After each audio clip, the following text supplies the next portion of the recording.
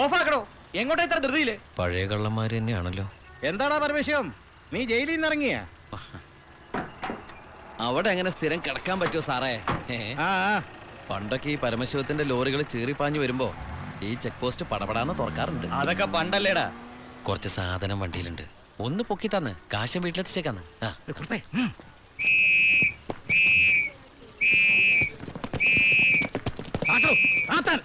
ഞാൻ പറയാതെ ഒറ്റ വണ്ടി കടത്തി വിടരുത്. എന്താ സാർ പ്രശ്നം? എന്താ നിനക്ക് അറിഞ്ഞൂടാ? വെറുതെ എന്റെ സമയം മെനക്കെടുത്തല്ലോ സാറേ, എനിക്ക് വീട്ടിൽ ധൃതിയുണ്ട്. എടുത്ത് വണ്ടിയിലിടുവനെ. എന്തിന്? പബ്ലിക്കായിട്ട് സ്പിരിറ്റ് കൊണ്ടുവന്നിട്ട് നിന്ന് കുറയ്ക്കുന്നോടാ പന്നം. കേറി പരിശോധിക്കണോ?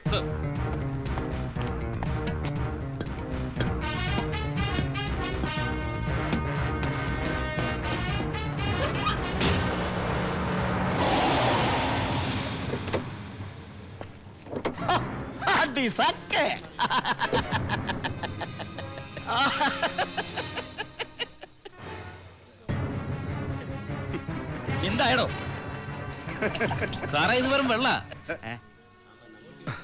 വെള്ളമോ? ഒന്നുകൂടെ ഒന്ന് മണത്ത് നോക്കണോ? എങ്ങനെ മണത്ത് നോക്കിയാൽ ഇത് വെറും വെള്ള. പ്ലാച്ചിമടയിൽ എന്തൊരു വരൾച്ച സാറേ. ഞാൻ അങ്ങോട്ടേക്ക് കുടിവെള്ളം കൊണ്ടുപോകുന്നതാ. പച്ചവെള്ളം വിറ്റിട്ടെങ്കിലും നമ്മൾ ജീവിച്ച് പൊക്കോട്ടെ സാറേ.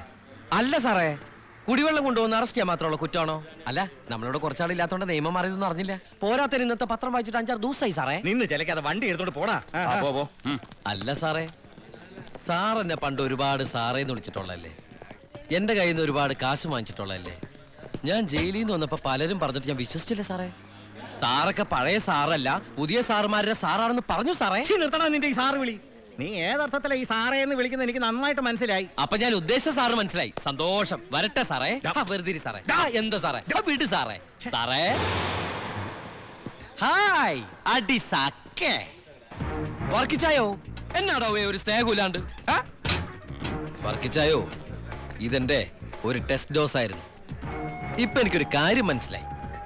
വാളയാർ ചെക്ക് പോസ്റ്റ് വഴി ഇനി പരമശിവത്തിന് സ്പിരിറ്റ് നടത്താൻ പറ്റില്ല എന്ന് വെച്ച് നമുക്ക് നമ്മുടെ തൊഴിൽ നിർത്താൻ പറ്റണോ?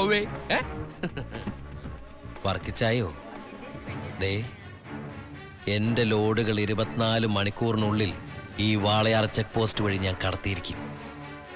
താൻ ആണാണെങ്കിൽ തടയടോ.